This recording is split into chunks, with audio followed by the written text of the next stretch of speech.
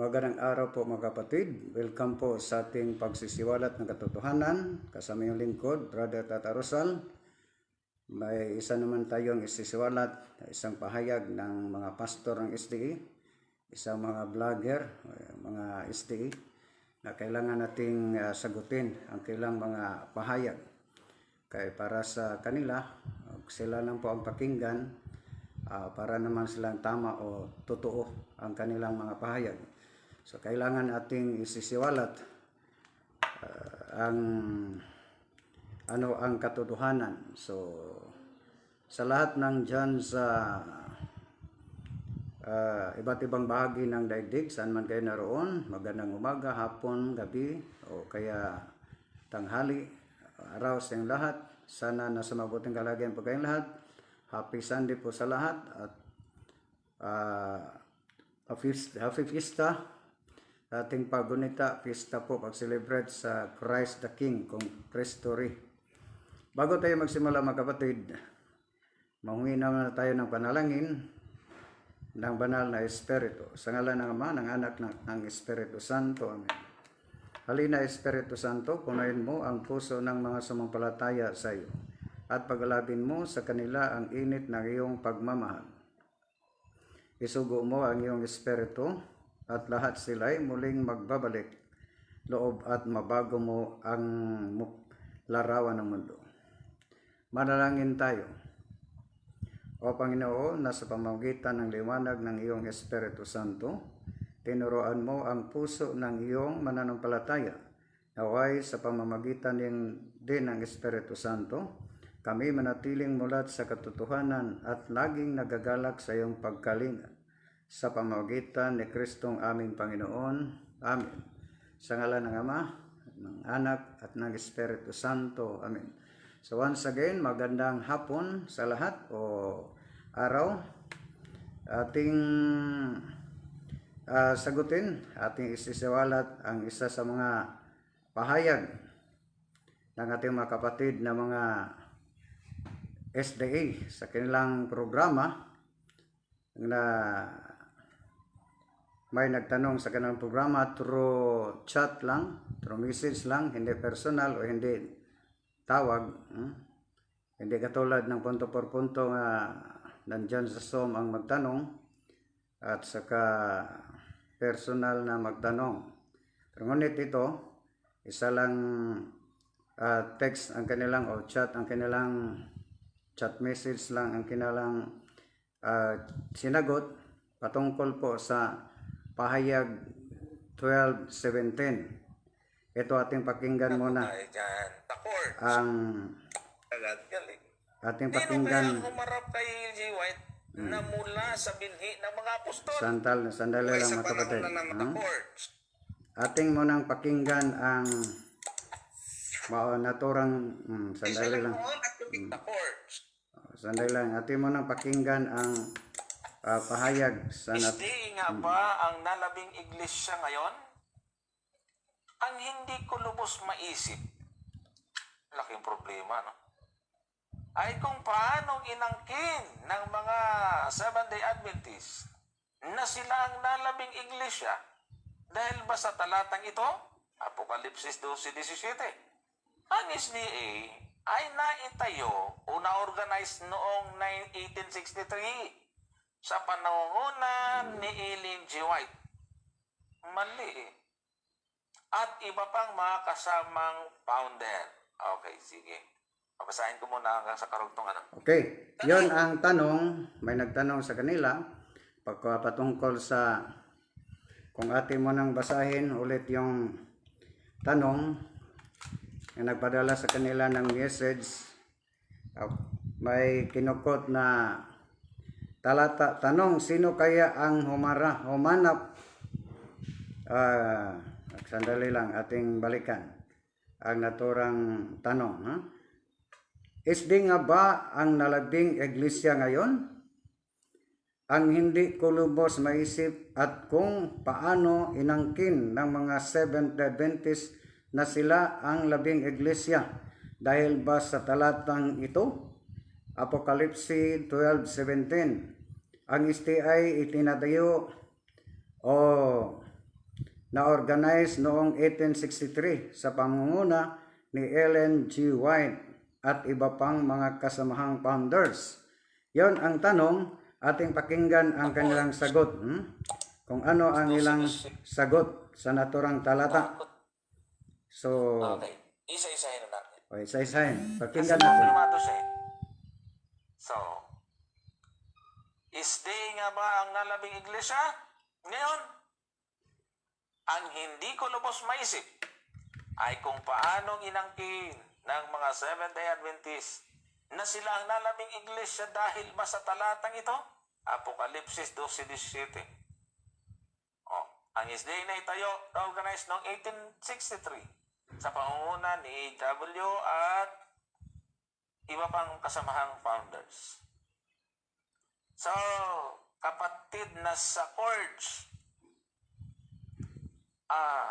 di ko alam kung anong samahan ka. Pero, subukan mong i-post at tingnan natin kung kaya rin ba nating isipin na kayo yun.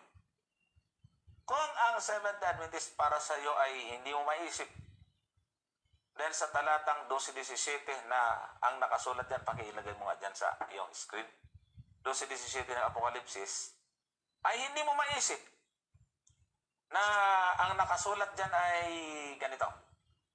At nagalit ang dragon sa babae at umalis upang bumakas sa nalabis sa kanyang binhi na siyang nagsisitupad ng mga utos ng Diyos at mga may patutuo ni Jesus. Kung hindi lumapat sa amin yan, at nandyan naman talaga ang nalabi, tanong, yan, hindi ako galit. Lapat din kaya ito sa inyo? Eh, allergy kayo sa kautusan? Malamang. Abir nga, i-comment. Kayo ba yan? Kasi, mas madaling ilapat sa amin yan. Kung hirap na ilapat sa amin yan, sigurado ako, mas lalo na sa inyo. Ngayon, may paliwanag ko tayo dyan. Kung bakit po natin nasabi na Seventh-day Adventist yung kinatuparan yan. Padre Gomer, Okay. pasok.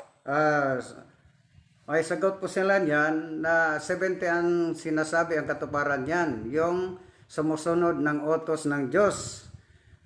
Take note mga kapatid na wala siyang kinukot na kahit isang Bible scholar.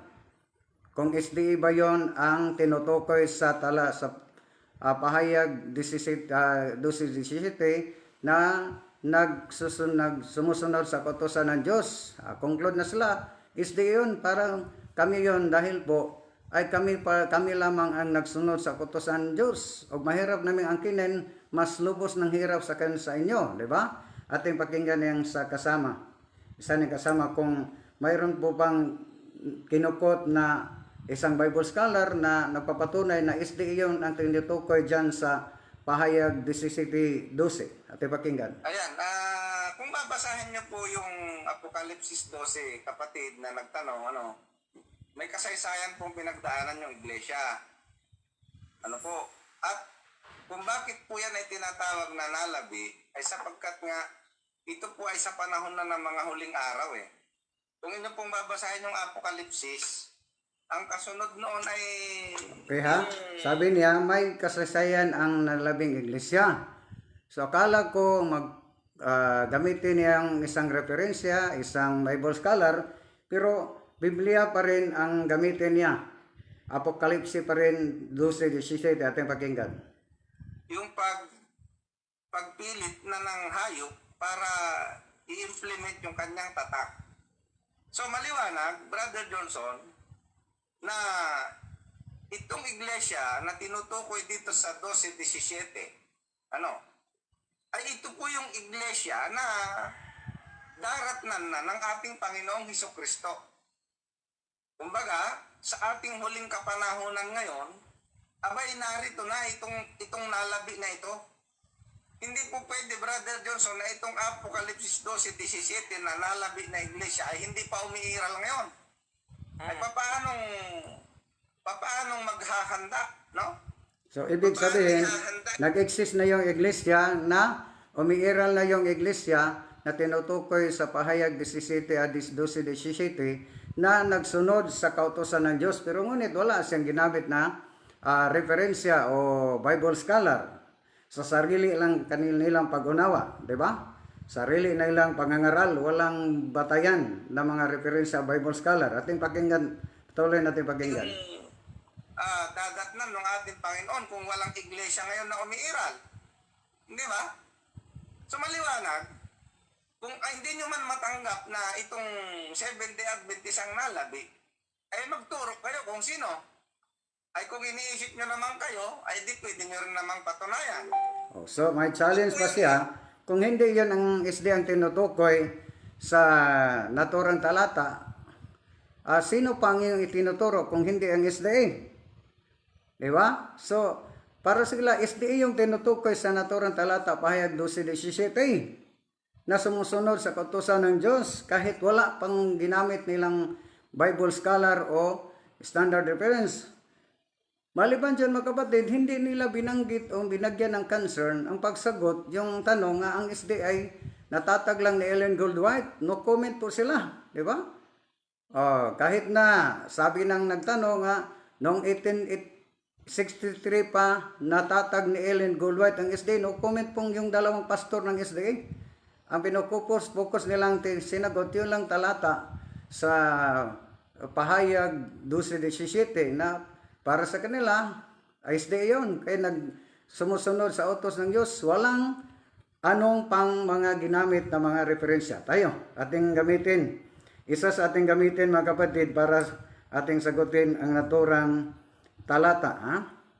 Ating gamitin ang naturang talata. Kung tingnan natin ang St. Jerome commentary mga kapatid. Kahit na ano na lang mayroon tayong commentary on the New Testament. Pero dito tayo sa sinesearch natin ang explanation po sa St. Jerome commentary. Dahil po ang nag-compile po si Biblia ay si St. Jerome.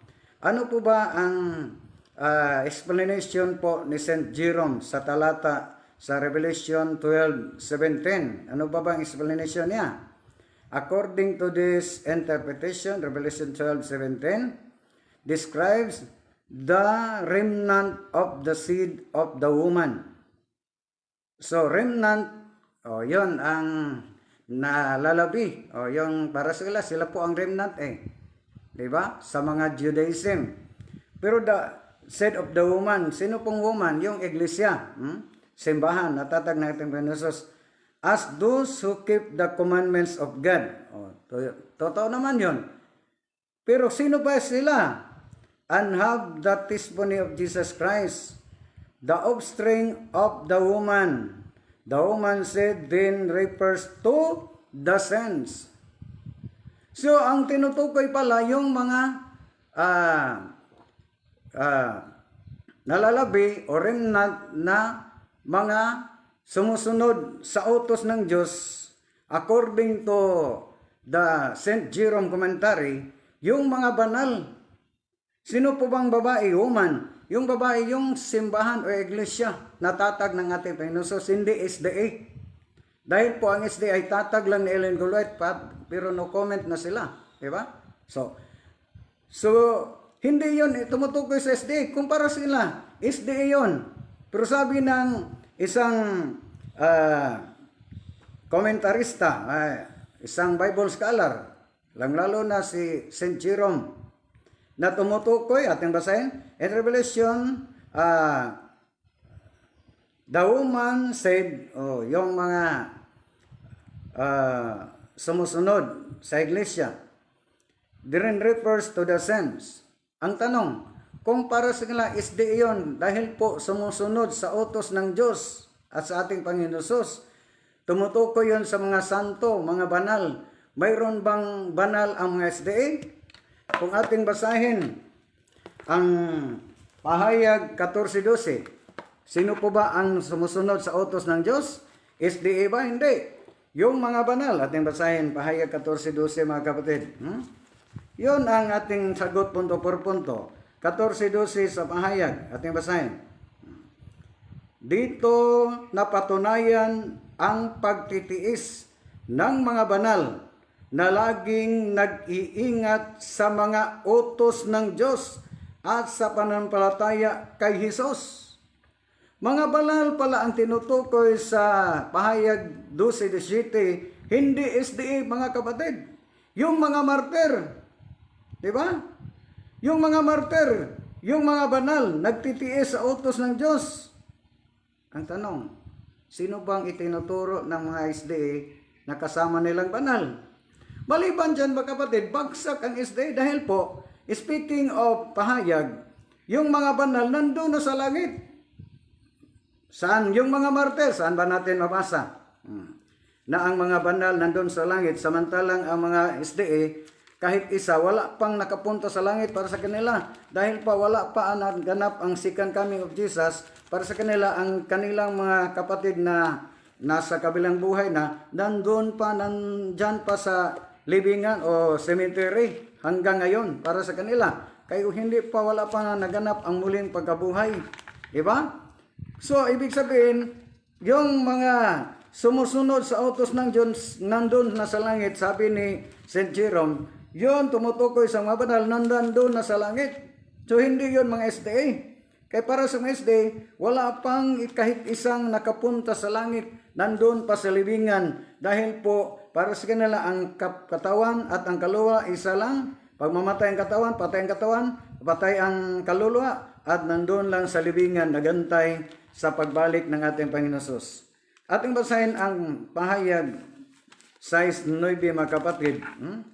Yung mga nandyan na sa kasama ng ating sa kordero. Ating basahin. Pahayag 6:9 hanggang 10. Nasirain niya ang ikalimang tatak. Nakita ko sa ilalim ng dambana ang mga kaluluwa, yung sa Bisaya halaran, dambana. Ang mga kaluluwa ng mga pinatay dahil sa salita ng Diyos. Yung mga martir, mga pagkapatid, dahil sa salita ng Diyos. At dahil sa matapat nilang pagsaksi. Tumatawag sila ng malakas sa Panginoon, Panginoong banal at tapat. Gaano pa pong katagal bago ninyo hatulan at paghigantihan ang mga tao sa lupa. Ibig sabihin, hindi na yun sa libutan, nandun na sa langit dahil sa pagpatay nila sa amin. So malinaw na pagkatid na yung tinutukoy sa pahayag 12:17, hindi yun SDA. Ang problema lang ng ating mga kapatid ng SDA, makabasa lang ng sumusunod sa utos ng Diyos, ay kami na yun, SDA na yun.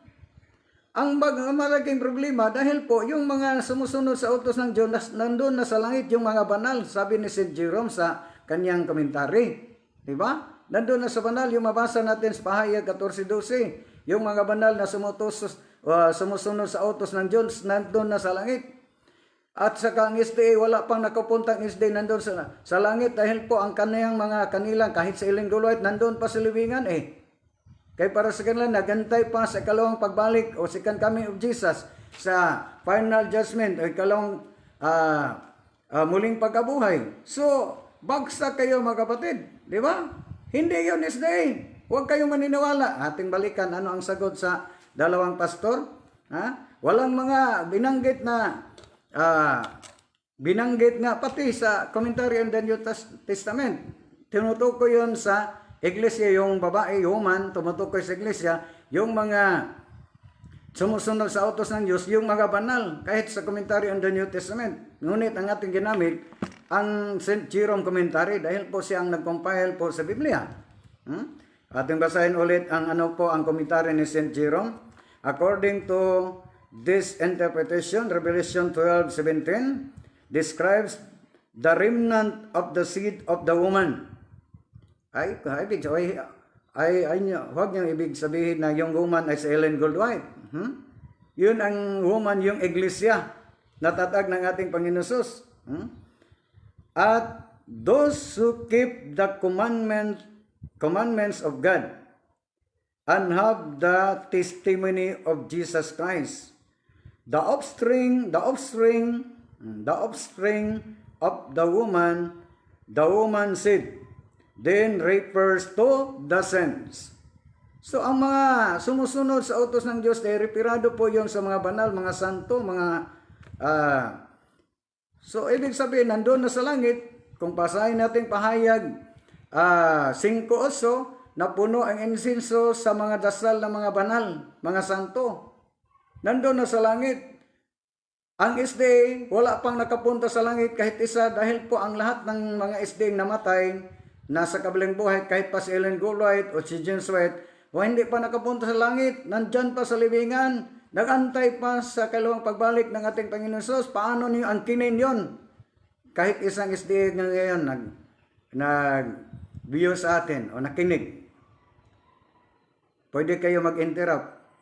Pwede kayo mag-interact. Papatunayan ninyo kahit SDA ating tatalakayin nun.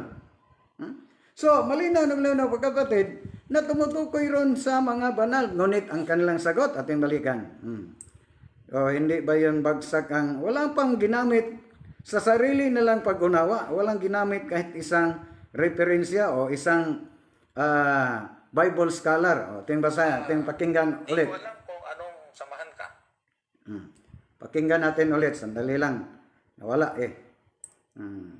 Sandali lang, pakinggan natin ulit mga kapatid. Pero subukan mong i-post at tingnan natin kung kaya rin ba nating isipin na kayo yon.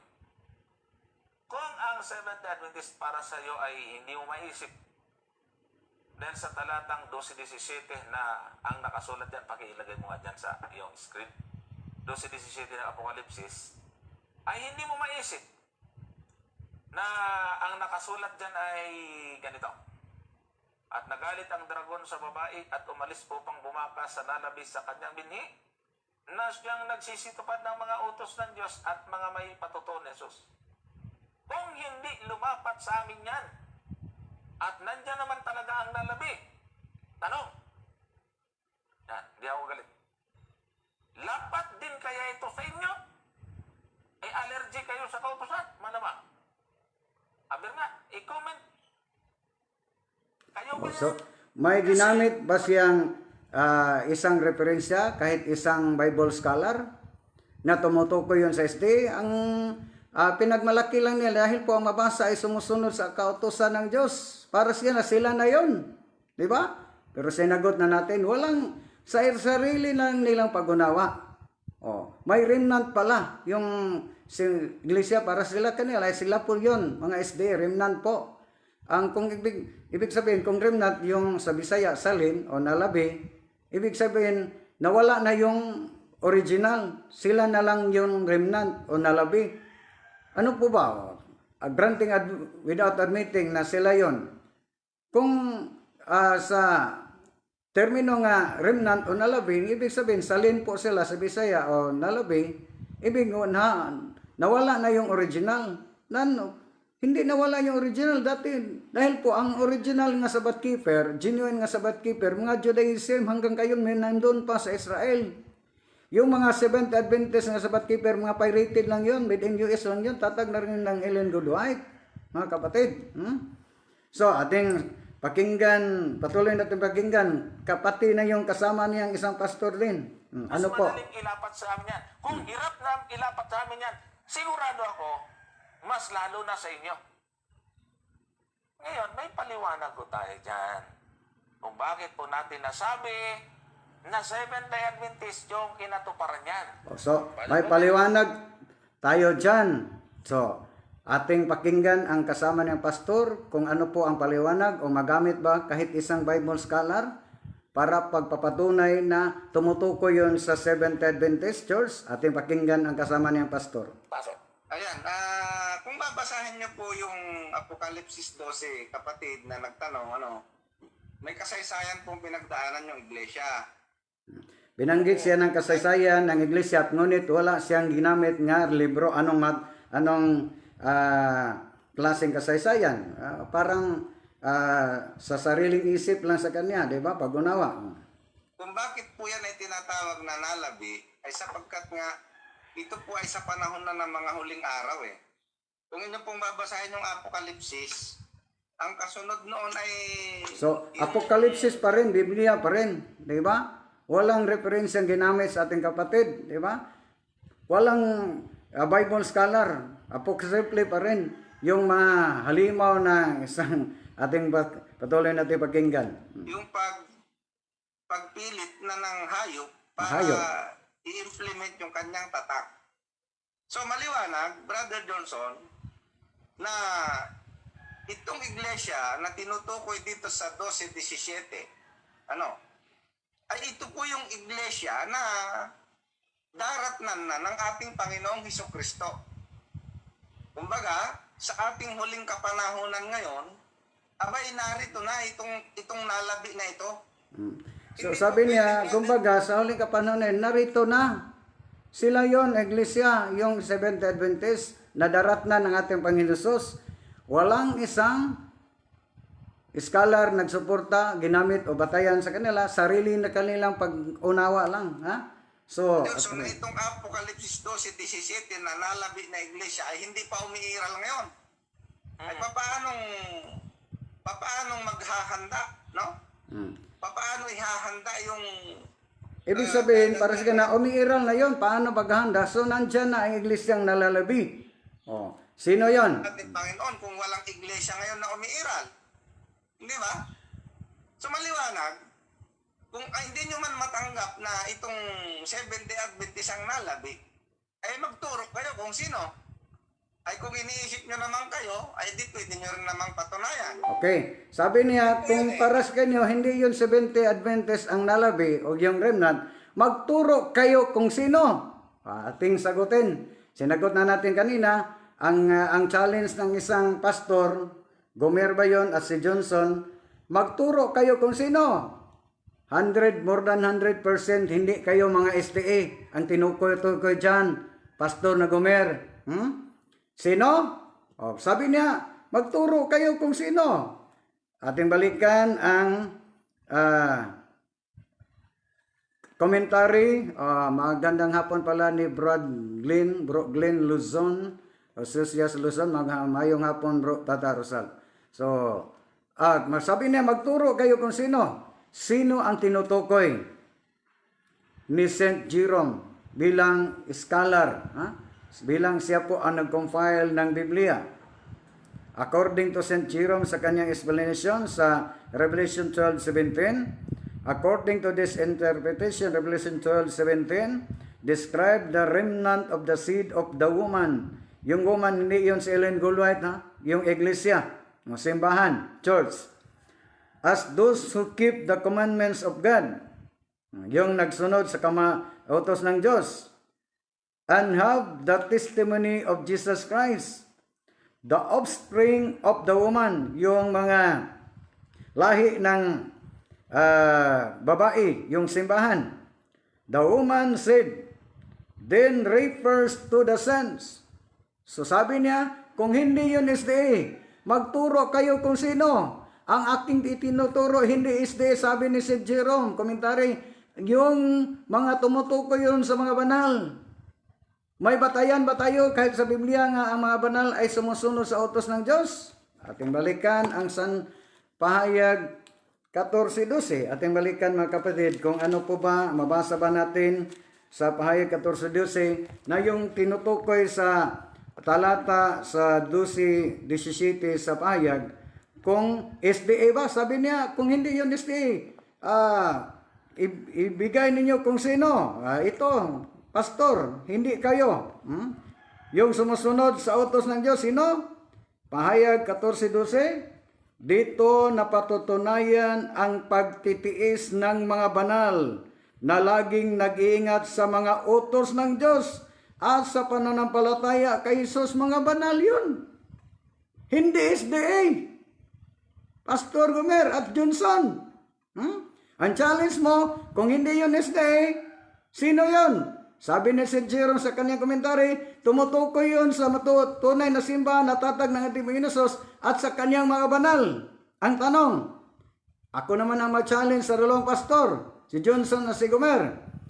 Kung para sa kanyang kayo yun, pastor, nandun naman yun sa langit, nandun na sa langit yung mga sumusunod sa utos ng Diyos. Ang tanong, sino bang SD nang nakapunta na ng langit ngayon?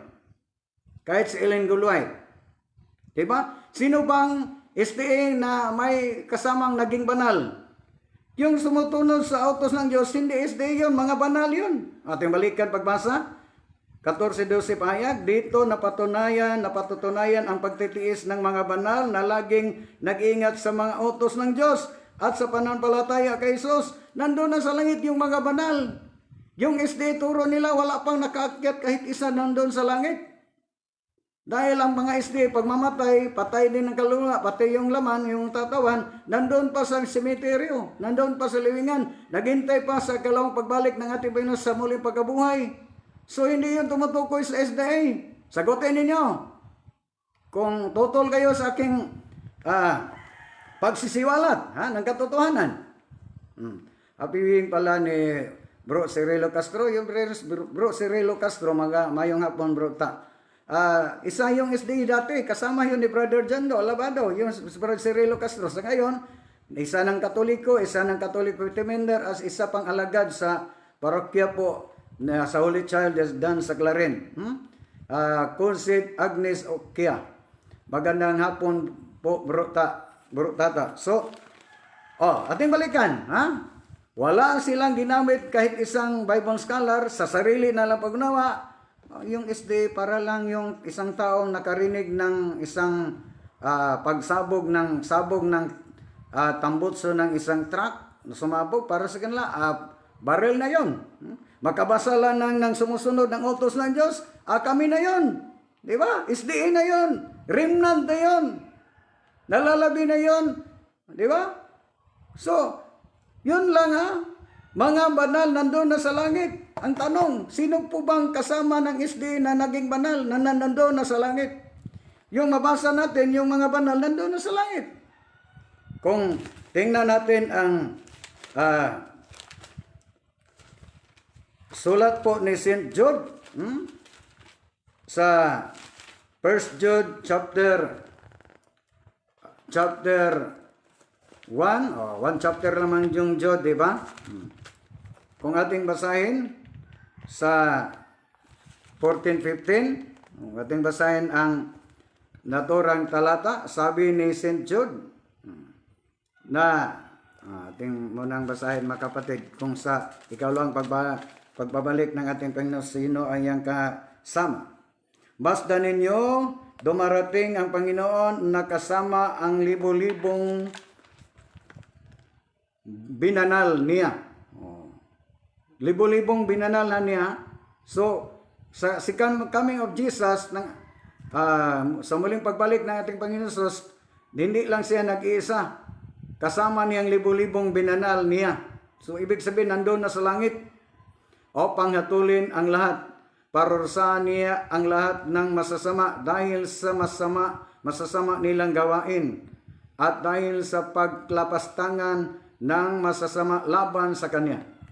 So yun mga kapatid, bagsak kayo mga kapatid, mga pastor, yung Pastor Johnson at Pastor Gomer. Sabi ni Pastor Gomer, kung hindi yun SDA, sino yung tinutukoy dyan? Hindi kayo. Mga banal yun, nandun na sa langit. Kung para sa kanyo, sino kamo yun? Kayo yun, sino bang kasama niyong banal? Kahit si Ellen G. White, hindi pa nakapunta sa langit nandun pa sa libingan. Nandyan pa sa libingan. Di ba? Kaya yung turo niyo, aral niyo, wala pang nakapunta sa langit, di ba? Ating balikan ang pahayag sa naturang pastor. Kung binanggit pa nila ang isa pang, ang tanong tumutukoy kang Ellen G. White, pero hindi niya binanggit. Niya na si Ellen G. White po ang nagtatag, no comment na sila kang Ellen G. White. Ating sagutin, patungkol kang Ellen G. White. Sa courts. Sandali lang. ating SDA nga ba ang nalabing iglesia ngayon? Ang hindi ko lubos maisip, laking problema, no? Ay kung paanong inangkin ng mga Seventh-day Adventist na sila ang nalabing iglesia dahil ba sa talatang ito, Apokalipsis 12:17, ang SDA ay naitayo o na-organize noong 1863 sa panangunan ni Ellen G. White. Mali. okay. Matod pa niya, mali eh. Mali eh. Pero hindi nila sinagot. Ang sinagot lang nila yung talata sa pahayag 12:17 nga para sa kanila sumusunod sa utos ng Diyos, yun SDA na yun. Ngunit no comment sila sa nagtanong nga ang SDA ay hindi ang SDA ay tatag lang ni Ellen G. White. Ating basahin ha. Binasan man niya. SDA nga ba ang nalabing iglesia ngayon? Ang hindi ko lubos maisip ay kung paano inangkin ng mga Seventh-day Adventist na sila ang nalabing iglesia dahil basta na talatang ito, Apokalipsis 12:17, ang SDA, sabi dito, ang SDA ay itinayo o na-organize noong 1863 sa pamamagitan ni Ellen G. White at iba pang mga kasamaang founders. Sabi ni Johnson, mali. Ngunit pagsagot sa dalawang pastor, no comment na po sila. Na si Ellen G. White ba dapat sagutin niyo, pastor? Kung hindi, mali yon. Sino? Kung mali yon, hindi totoo na si Ellen G. White po ang founders ng SDA. Kay para ni Pastor Johnson, mali yon. Dapat sinagot ninyo. No comment naman kayo eh. Kung ating sabasahin sa sarili nilang aklat, kung hindi ba si Ellen G. White ang founder? Malaking problema mga kapatid para sa kanila kung hindi si Ellen G. White ang founder. Sino namang founder sa SDA kung hindi si Ellen G. White? Di ba? So malaking problema ng mga SDA. Sino po ang ipalit nila kang Ellen G. White? Kung para sa kanila, hindi yon founder, brother, na natuklasan lang po ni Ellen G. White yung katotohanan. Ating sagutin mamaya punto por punto. Pag hindi si Ellen G. White ang founder, sino ang ipalit nila kang Ellen G. White? Malaking problema. Hindi naman lang kayong mapatunayan na si Kristo ang founder. Di ba? Malabong-malabo. Malaking problema kung para sila si Kristo ang founder. So, yun ang dahilan. Sila po ay remnant lang. Yung term na remnant, bagsak pa rin sila. Ibig sabihin ng yung remnant, sila po ang nalalabi. Ibig sabihin, yung original nawala na. Sila na lang ang nalabi. O sa Bisaya, pasalin o remnant. Kung para sino po ba ang original na nawala? Sila ang nalabi. Yung mga Judaismo. Nawala bang Judaism religion? Hanggang ngayon, nandun pa sa Israel. Yun ang genuine nga Sabbath keeper. Ang SDA made in USA lang, Amerika lang yun, ang founder nila, Amerikana, si Ellen G. White, yung mga pirated na Sabbath keeper, di ba? Pirated lang yun sila, hindi yun genuine. No. Kung nalabi sila, ibig sabihin nawala na ang original, nandun pa, hindi. Balikan natin, pag hindi si Ellen G. White ang founder, sino po ba ang founder ng SDA? Para sila, hindi lang yun, founder, brother, found lang, natuklasan lang niyang katotohanan. Granting without admitting na si Ellen G. White ay hindi founder. Sino ang founder ng SDA kung hindi? Remnant lang po kami mga kapatid. Walang nagtatag. Walang nagtatag. Granting without admitting, walang nagtatag. Kay remnant lang po sila. Ang tanong, nakarehistro ba ang SDA sa SEC o Security and Exchange Commission? Hindi nila i-deny nga nakaregister po sila mga kapatid. Mismo si Pastor Evangelist Perfecto Lobranes, inaamin na nakarehistro sila sa SIG yung mga SDA. Ano po ba ang batayan pag ang isang tao magparehistro ng reliyon sa SIG? Ano po ba ang protocol o guidelines? Ang protocol, ang guidelines mga kapatid, pag ang isang tao ay magparehistro sa kanyang reliyon sa Security and Exchange Commission, Securities and Exchange Commission, ay ang unang first signatory, ang unang pipirma, magsasign o signature ay ang founder, mga kapatid. So, ibig sabihin, sino po ba ang tanong, sino po ba sa panahon na narehistro ni Ellen Goldwhite ang SDA? Sino po ba ang first signatory sa pagrehistro? Si Ellen Goldwhite. Di siya ang founder. Yun ang dahilan na ang Simbang Katoliko ay hindi nakaregister sa SEC. Dahil po, ang isang requirement sa SEC, pag magparehistro kayo, ang first signatory, yung founder. Sino po ba ang founder ng Simbang Katoliko? Si Kristo. Saan na ba si Kristo? Nandoon na sa langit. Ay hindi pwede ang Supreme Court ay nga i-protest nila na balikin ang ating Panginoon, babain ating Panginoong Hesus dito sa sanlibutan para po siya ay parehistro, magpirma sa legislation ng Katoliko. Yun ang dahilan na mayroong batas na nagsuporta na ang Simbang Katoliko ay hindi nakarehistro dahil po ang founder, si Kristo, nandoon na sa langit. Ibig sabihin, ang guidelines ng Securities and Exchange Commission, pag magparehistro po kayo ng sekta o reliyon, ang primary signatory ang founder. At hindi ma-deny ng SDA na si Ellen Goldwhite, ang SDA ay nakarehistro sa SEC. At si Ellen Goldwhite isa ang nagpirma, nag-sign, signatory. So, siya ang founder. Ating basahin ang isang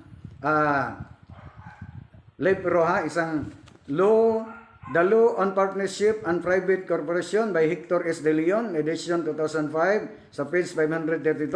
The Roman Catholic Church is not registered, not like other religious societies and churches in the Philippines, because it has been recognized as juridical person since time immemorial. Ibig sabihin nga, ang Simbang Katoliko nagsusuportahan ng batas na hindi nakarehistro dahil po hindi katulad ng ibang mga reliyon, sekta, dahil po nag-exist na po ang Simbang Katoliko, wala pa ang gobyerno, wala pa ang Securities and Exchange Commission. Dahil po ang magparehistro ka, ang founder, ang magpirma, ang founder ng Simbang Katoliko ay si Kristo, ay nandoon na sa langit. Diba? So, yun mga kapatid, dito tayo. Kung para sa kanila, sarili nila aklat, ang magpapatunay. SDA, Seventh-day Adventist Believe, sa pahina 255. Ano po ba ang ating mabasa? The Spirit of Prophecy in the Seventh-day Adventist Church. Ano po? The gift of prophecy was active in the ministry of Ellen G. White, one of the founders of the Seventh-day Adventist Church. So, malinaw na malinaw, siya po ang founder. Para sa nila, yung founder ay nakatuklas yun, found. Dito tayo sa dictionary. Magawa sila ng sarili nilang dictionary Dito tayo sa dictionary, ano po ba ang founder? Para sa kanila, magawa sila ng sarili nilang dictionary. Ating gamitin yung Webster's New School and Office Dictionary. Dito tayo. Ano po ba ang ibig sabihin ng founder? Kaya para sa kanila, hindi yun, nakatuklas lang yun. Nakadiscover lang yun. Maghimo sila ng sarili nilang vocabulary, maghimo sila ng sarili nilang dictionary. Ano po ba ang ibig sabihin ng founder? Sa pahina feeds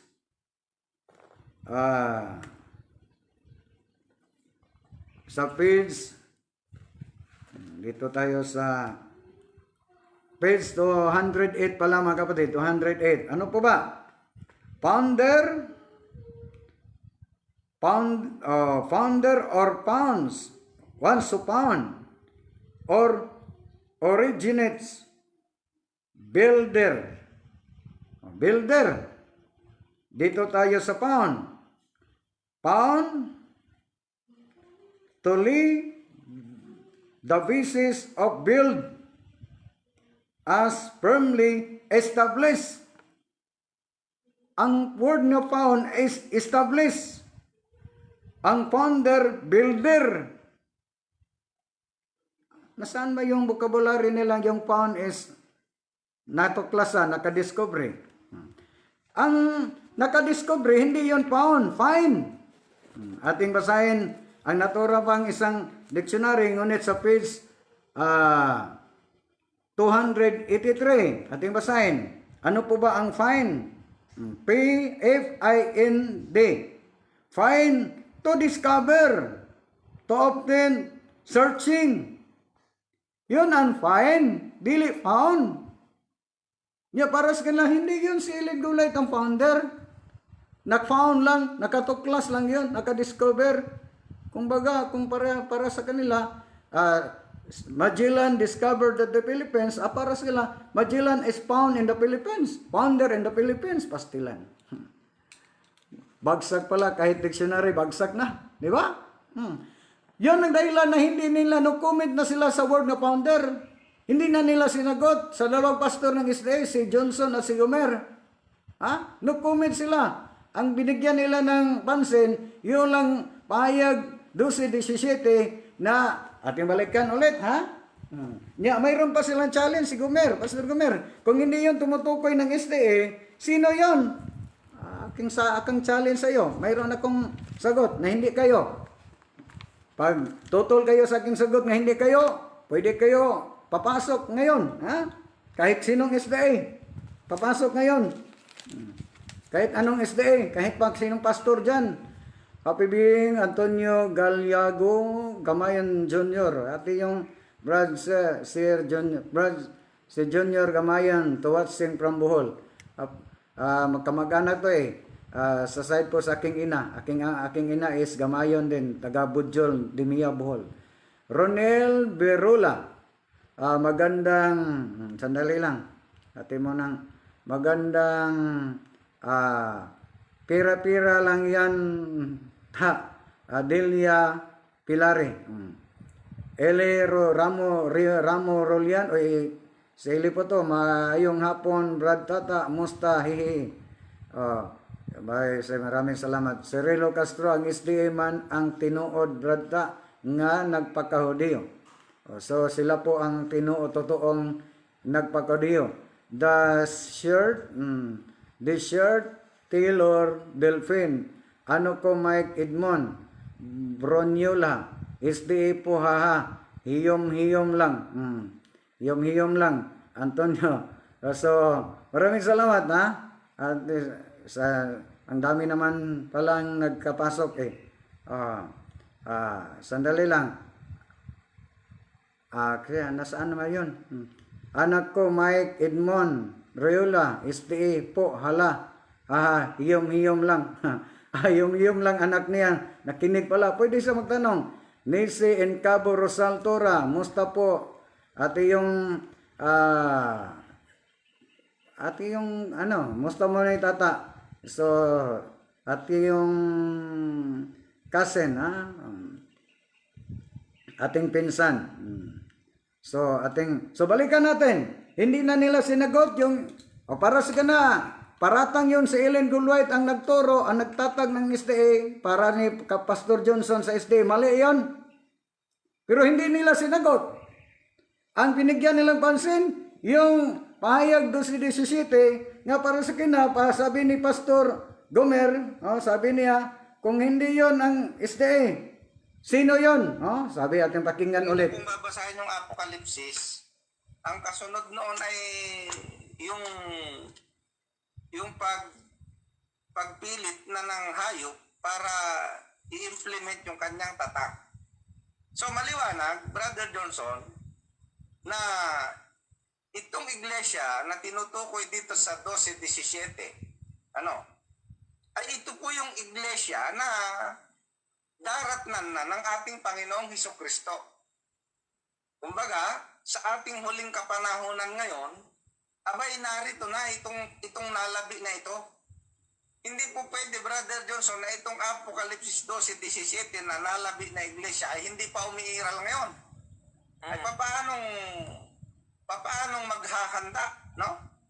Papaano ihahanda yung dadatnan ng ating Panginoon kung walang iglesia ngayon na umiiral? Hindi ba? So maliwanag, Kung hindi nyo man matanggap na itong Seventh-day Adventist ang nalabi, ay magturo kayo kung sino. Oh, mayroon pa siyang challenge. O hindi man niya matanggap na SDA yung nalabi, ay magturo kayo kung sino. Yun ang challenge ni Pastor Gomer. Ngunit wala siyang isang kahit Bible scholar na binanggit o ginamit para batayan. Sarili lang pag-unawa, sarili lang angkin-angkin, di ba? Mabasa lang sa pahayag, o ating basahin sa mga lit viewers, ha?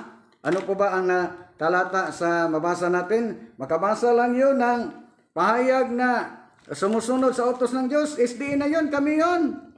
Parang nakarinig lang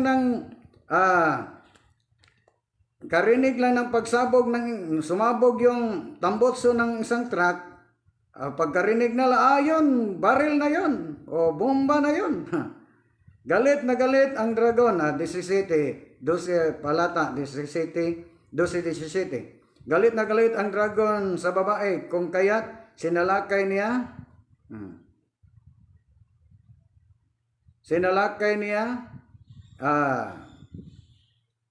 ang ibang mga anak nito, ang mga sumusunod sa mga utos ng Diyos at nagpapahayag ng panampalataya kay Jesus.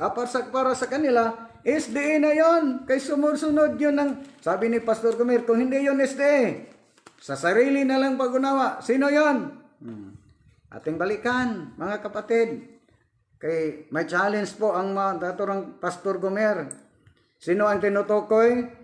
Sabi ni St. Jerome at sa Commentary on the New Testament, sabi ni St. Jerome sa Revelation 12:17, kanyang explanation, Revelation 12:17 describes the remnant of the seed of the woman. Yung woman, hindi yun si Ellen Goldwhite, yung simbahan o iglesia o church. As do who keep the commandments of God. Sino ba ang sumusunod sa utos ng Diyos? SDA ba ang tinutukoy?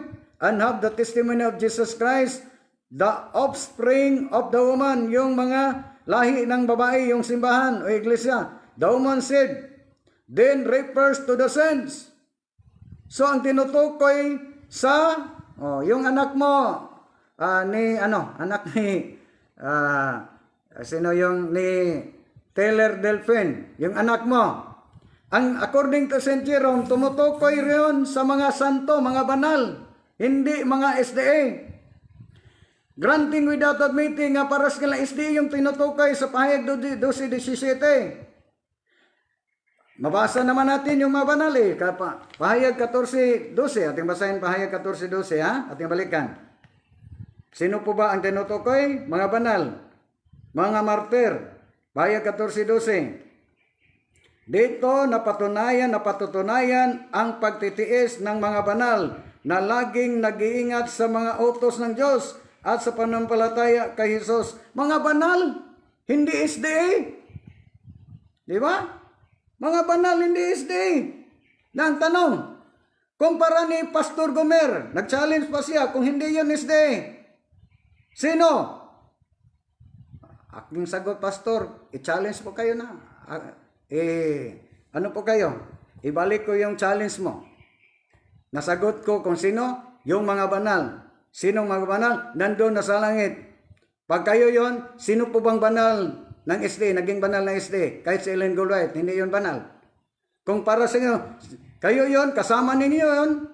Ang turo ninyo, wala pang nakapunta sa langit.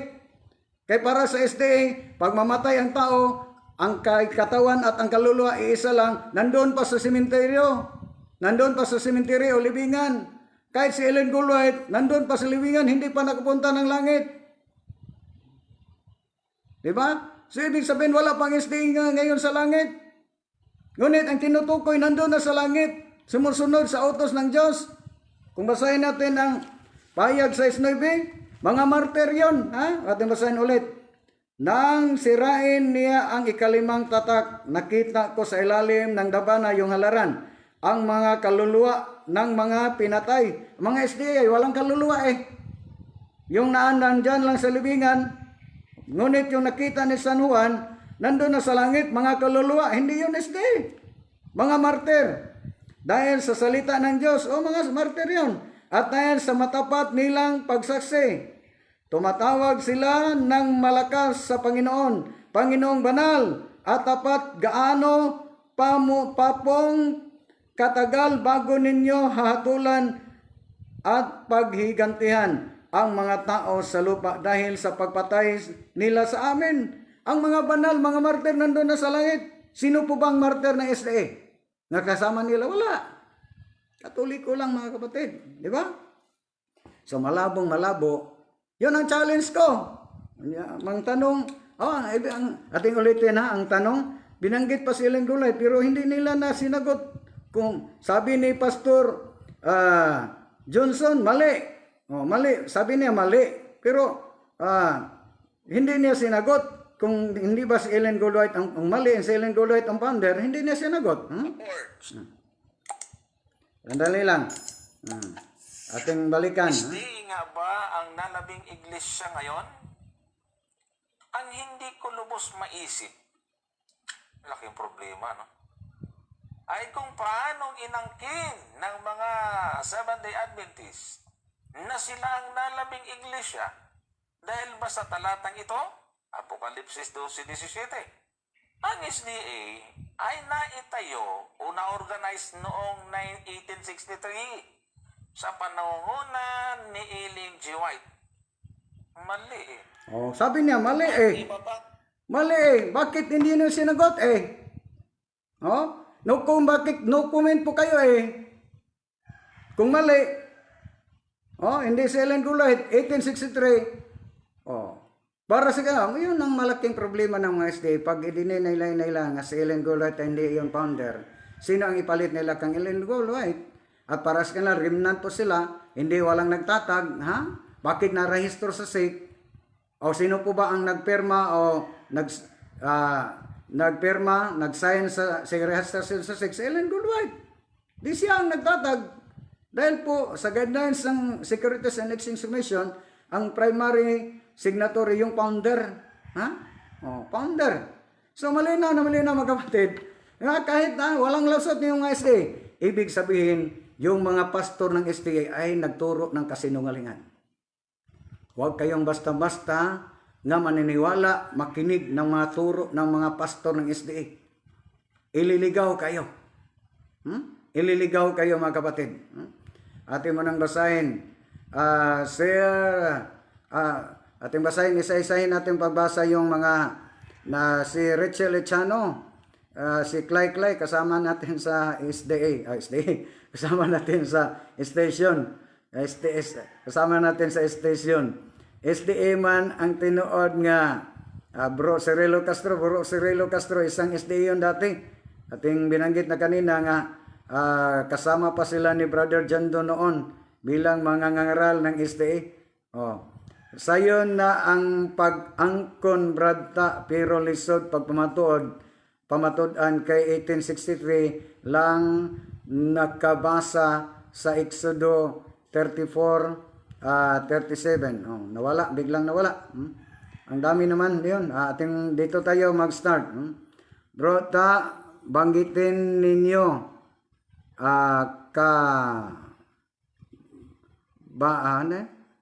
banggitin yun Sel Banag Fernandez. Bro, ano po ba? Banggitan yun partig banggitan pala. Brata, banggitan yun ka partig sa gupa sa mga sulpot, mga sita. More power bro. Unta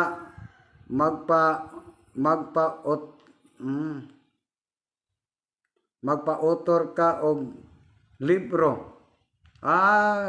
Gusto siyang may libro tayong sariling libro natin. Sandali lang, ating basahin, tapusan natin pagbasa. Na yung nakapasok isa, hindi na natin okay. Author ka daw, nawala na.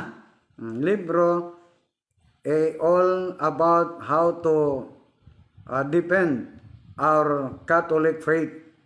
complete with all supporting documents like the Bible, references, experiences, etc. Go, go, go. Dito tayo, like channel, channel, ang 1,260 kaadlaw lang gihimo og tuig. At ito, ang dami naman yun, pero hindi natin maisa-isa. Bala, o si Kagawad Ribala. Dito, ano pa? Ito pa. Isa-isahin natin. Biglang mawala. Dandali lang ha. Hindi natin Nelly Com. Antonio Calago. Okay. Gren, hindi naman natin mabasa mga kapatid. Ang ko Mike Edmond Bariola. Hiyom-hiyom lang. Sandali lang. Ating basahin. Yung katapusan ano pa? Taylor Delphine. Sabi ng anak kong SDA, lang daw po sumusunod sa kautusan. May disiplina daw sila sa pagkain. Daw po sila kumakain ng karamaldumal. Kahit daw si Pedro di raw kumain kasi pagsubok lang daw po yun about nagpunta na sa pagkain ating sagutin, pero po tayo hanggang lang po tayo, mayroon tayong lakad 40:57 na. Pwede natin sagutin bukas yung pagtutol nila. Sila po, totoo ba ang SDA po ang nakasunod sa utos ng Diyos? Kung sila ang nakasunod sa utos ng Diyos, bakit ang SDA ay itapon sa impyerno? Yung mga the great light pa rin kung kayo ang nakasunod sa utos ng Diyos, bakit kayo ang itatapon sa impyerno? Ating manahin natin yung English ating basahin yung English na SDA nga libro the last day events SDA nga libro ating basahin. Kung kayo ang mababait, kay kayo lang ang nakasunod, ating basahin bago natin basahin yung pagkain na sabi niya. Of those sa page 54 SDA na libro. Of those who boast of their light and yet fail to walk in the crisis. But I say unto you, I shall be more tolerable for Tyre and Sidon. Sa Tiro at Sodoma yon. At the day of judgment than for you. And thou, Capernaum, Seventh-day Adventist, who have had great light, which art exalted unto heaven, in point of privilege, shall be brought down to hell. Kung kayo ang mga gagaling, mga mababait, bakit kayo, yung mga SDA na malaking kahayag, malaking ilaw, ano pa yung tatapon sa impyerno, ano po kaya yung mga SDA na walang ilaw, maliit lang yung ilaw, di ba? Itatapon ngayon yung mga SDA na malaking ilaw. Ano pa kaya yung SDA na may maliit na ilaw, di ba? So, para sa kanila sila yon. Bakit kayo bakit kayo itatapon sa impyerno? Ating basahin muna yung isa pa nilang aklat na nagpapatunay na dito sa Simbang Katoliko ang daming ating mo nang basahin sa pinatunayan nila nga dito sa Simbang Katoliko ang daming mga taong mga mababait, mabubuti saan naman yun? Sa ating basahin. So kung mga kapatid, kung sila yon, dapat hindi sila itatapon sa impyerno. Na ano ko yon mga kapatid, kung saan yon mabasa tong mga Katoliko, nandiyan sa Katoliko ang mga mababait. Sandali lang. Dito, sa inyong sariling aklat, kung kayo ang mababait, bakit sa sarili niyong aklat? Sa Bisaya, mga hitabo sa katapusang panahon. Ating basahin. Diha sa mga Katoliko, adunay daghan nga hilabihan kamatinud-anong mga Kristohanon nga nagkinabuhi sa tanang kahayag nga nadanag diha kanila, og ang Dios magabuhat sa alang kanila. Pwede natin basahin ulit yung si Delphin, yung anak mo. Inyong sariling aklat sa pahina sa page 160. Aking basahin ulit, ha? Kung kayo ang mga mababait, kayo lang nakatupad sa utos ng Diyos, bakit kayo itatapon sa impyerno? Ngunit sa Katoliko ang sabi, dito, hindi yun. Ha? Ito ang ating mabasa. Ha? Aking basahin ulit. Diha sa mga Katoliko, adunay daghang mga hilabihan kamatinud-anon mga Kristohanon nga nagkinabuhi sa tanang kahayag nga nagdanag diha kanila, og ang Dios nagabuhat alang kanila. So Katoliko pala, hindi yon ang SDA. Mandaming, di ba? So, isa lang talata. Kung para sa kanila ay yung mga tuntunin ng pagkain, para lang yon sa mga Hudiyo, hindi yun kasali yung mga Hintil. Yung mga Sabbath keeper na mula sa SDA, mula sa USA, hindi yon Hudiyo mga Amerikano yon. Yung utos na tuntunin na patungkol sa pagkain sa mga Hudiyo, yung tinatawag natin na ceremonial law. Lalong-lalo na yung mga SDA Pinoy. Pero ano po ba ating tanungin si San Pablo? Kung para ni San Pablo, may mga karumal-dumal pa bang mga pagkain? Ating tanungin San Pablo. Ito na lang ang last natin para po tayo mag-extract dahil wala na pong ang dami nang nakapasok, ang dami ng mga bro, ating patuloy lang ta. Ano po ba ang sabi ni San Pablo 14 sa Roma 14:14? Ating basahin. Alam ko at matitiyak ko na sa Panginoong Hesus ay walang anumang pagkaing marumi. Pakibasa niya sa iyong anak yung Roma 14:14, Sis Delphin. Pakibasa sa anak mo yung Roma 14:14. Ating ulitin pagbasa. Alam ko at natitiyak ko na sa Panginoong Hesus ay walang maruming pagkaing marumi. San Pablo ang nagsabi na wala ng pagkaing marumi. Ang ikarurumi ng isang bagay ay nasa taong nag-aakalang marumi iyon. Sa iyon lang isip yun, kapatid.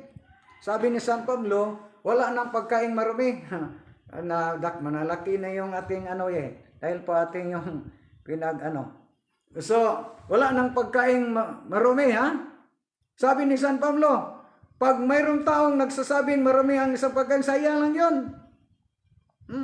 Ating basahin ulit. Alam ko at natitiyak ko na sa Panginoong Hesus ay walang anumang pagkaing marumi. Ang ikarurumi ng isang bagay ay nasa taong nag-aakalang marumi iyon. SDA lang yun. Sino ba ang ating paniliwan? Ang SDA o si San Pablo? Last, dito tayo sa 1 Corinthians chapter 10 verse 25 hanggang 26 mga kapatid. Kung ano po ba ang aral ni San Pablo? Dito tayo sa 25. Kanin ninyo ang kahit anong karning ipinagbibili sa pamilihan. Huwag na ninyong itanong kung inihandog iyon sa Diyos-Diyosan. Huwag ninyong guluhin ang inyong isip sa bagay na iyan, sapagkat ang buong lupa at lahat ng nasa lupa ay sa Diyos. So, sabi ni San Pablo, pwede tayo kakain sa kahit anong uring karne na nandyan sa palengke. Hindi na tayo magtanong. So, sino po ba ang ating paniniwalaan? Si San Pablo o ang SDA? So, wala po tayong tamang oras dahil po mayroon pa tayong lakad. So, alas 5:05 na po. Maraming salamat sa ang lahat ng nakasubaybay. Ang dami pang mga tanong. Follow-up na tanong mula kang sa anak po ni Delphine, ha? Ating sagutin susunod, ha? Wala ta po yung tamang oras sa pagpatuloy. Ating pagpasalamat. Maraming salamat sa lahat na nakasubaybay. Anyanyahan po kayo na patuloy na magsuporta at mag-subscribe po sa ating YouTube channel, ang pagsisiwalat ng katotohanan, katulad ng ating ginawa ngayon, ating sisiniwalat kung ano ang katotohanan na ang turo ng mga pastor ng SDA ay malaking kasinungalingan. Ating silang binuking, ating binuking ang mga turo nilang mga sinungaling. Dahil po, pag sila lang pakinggan para namang tama o totoo sa mga kapatid nating mga inosente, mga kapwa Katoliko. So ang ating ginawa, ating isiniwalat na lang yung ano ang katotohanan. So magandang hapon sa lahat. Sana na pagpalain po kayo ng magkapal o God bless us all. Magandang hapon sa lahat.